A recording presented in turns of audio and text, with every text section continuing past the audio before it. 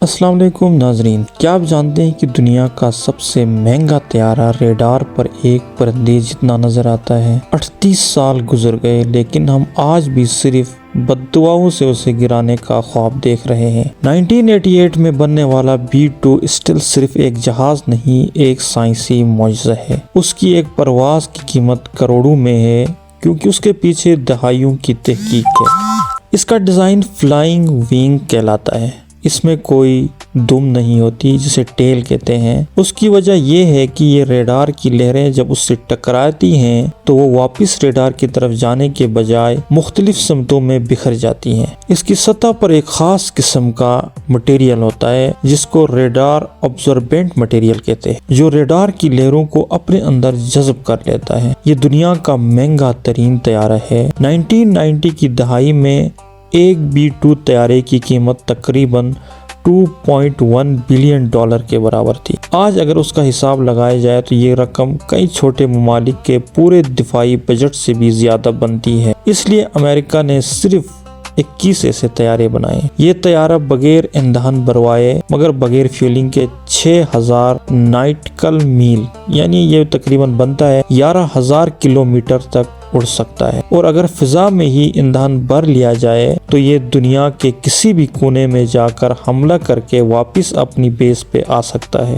یہ لگاتار 40 گھنٹے تک فضا میں رہ سکتا ہے۔ یہ آواز کی رفتار کے قریب اڑتا ہے اور 50,000 فٹ کی بلندی تک جا سکتا ہے۔ اتنی بلندی اور خاموشی کی وجہ سے زمین پر موجود انسان کو اس کے آنے کا پتہ تک نہیں چلتا۔ جب دھماکہ ہو چکا ہوتا ہے تب پتہ چلے گا۔ یہ بیک وقت 40,000 پاؤنڈ وزنی اسلحہ لے کے جا سکتا ہے۔ اس میں روایتی بموں کے ساتھ ساتھ نیوکلیئر بم لے جانے کی بھی صلاحیت ہے، جو اسے دنیا کا خطرناک ترین اسٹریٹجک ہتھیار بناتی ہے۔ یہ دنیا کا مہنگا ترین طیارہ ہے۔ 1990 کی دہائی میں نے جیسے پہلے بات کی کہ اس کی قیمت $2.1 بلین کے برابر تھی۔ اگر آج کا حساب لگایا جائے تو یہ اس سے بھی زیادہ بنتی ہے۔ اگر ہماری بات کی جائے، مسلمانوں کی بات کی جائے تو صرف جذباتی تقریروں سے کام چلاتے ہیں، اور اپوزٹ سائڈ پہ دیکھا جائے تو وہ ٹیکنالوجی کی معراج پہ پہنچ چکے ہیں۔ ہمیں تو اللہ تعالیٰ نے قرآن پاک کی سورۃ الانفال میں یہ حکم دیا تھا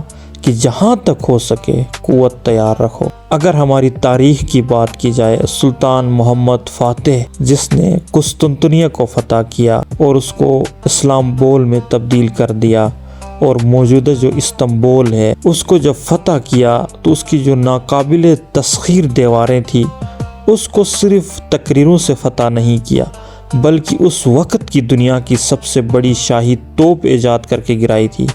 وہ ناقابل تسخیر جو دیواریں تھیں ان کو گرانے کے لیے بہت سے سلطانوں نے کوشش کی، لیکن سلطان محمد فاتح نے اپنے عقل اور علم کے ذریعے اس وقت کی ٹیکنالوجی سے شاہی توپ ایجاد کیا، اور اس کے بعد وہ ناقابل تسخیر جو دیواریں تھیں ان کو فتح کر دیا۔ آج کی وہ توپ آرٹیفیشل انٹیلیجنس اور سائبر ڈیفنس ہے۔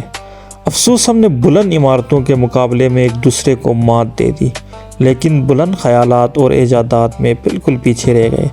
ہم نے سمٹ اور سریے پہ پیسہ لگایا جبکہ دنیا نے چپس اور AI پہ سرمایہ کاری کی، ٹیکنالوجی پہ سرمایہ کاری کی، اور وقت کے ساتھ ساتھ اپنی ٹیکنالوجی کے اوپر کام کیا اور اس میں چینجز لائے۔ یاد رکھیں، غزوہ بدر میں فرشتے تب آئے تھے جب مسلمانوں نے اپنی بساط کے مطابق پوری تیاری کر لی تھی، صرف بد دعائیں نہیں دی تھی، ان لوگوں نے فل تیاری کی تھی۔ اس کے بعد اللہ تعالیٰ نے ان کی مدد بھی کی۔